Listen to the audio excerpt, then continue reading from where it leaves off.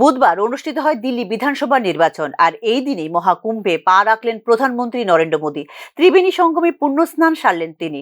পাশাপাশি উত্তরপ্রদেশের মুখ্যমন্ত্রী যোগী আদিত্যনাথকে সঙ্গে নিয়ে নৌকাবিহারও করেন প্রধানমন্ত্রী। ফলে রাজধানীতে ভোটের দিনই মোদীর প্রয়াগরাজ সফর নিয়ে নানা প্রশ্ন উঠতে শুরু করেছে রাজনৈতিক মহলে। তবে কি দিল্লির নির্বাচনে হিন্দুত্বের তাস খেলতে মহাকুম্ভে ডুব দেওয়ার জন্য এই দিনটিকে বেছে নিয়েছেন প্রধানমন্ত্রী? তা নিয়েও কিন্তু সুর চড়িয়েছে বিরোধী রাজনৈতিক দলগুলি। বুধবার 11টা নাগাদ পুণ্য স্নানের কথা ছিল প্রধানমন্ত্রী নরেন্দ্র মোদীর। সেই সূচি অনুযায়ী এদিন সকালে প্রয়াগরাজে পৌঁছন প্রধানমন্ত্রী।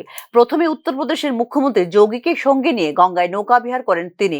কুম্ভমেলার সমস্ত ব্যবস্থাপনা খুঁটিয়েও দেখেন প্রধানমন্ত্রী। তারপরে পবিত্র গঙ্গায় ডুব দিয়ে স্নান সারেন মোদী।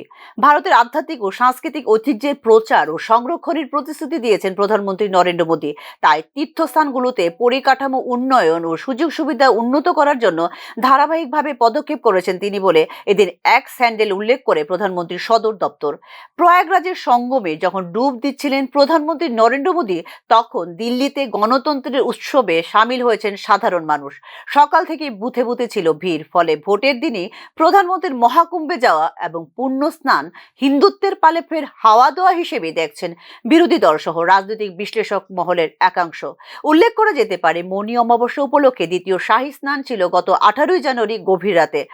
10,000-এর বেশি মানুষ একসঙ্গে স্নান করতে ভিড় জমান। তখনই ভিড়ের চাপে ব্যারিকেড ভেঙে ঘটে বিপত্তি। তার জেরে পদপিষ্ট হয়ে প্রাণ হারান বহু মানুষ।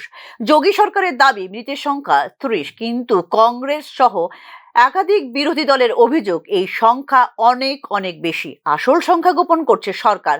অভিযোগের প্রেক্ষিতে উত্তাল হয়েছে চলতি সংসদের চলতি বাজেট অধিবেশনও।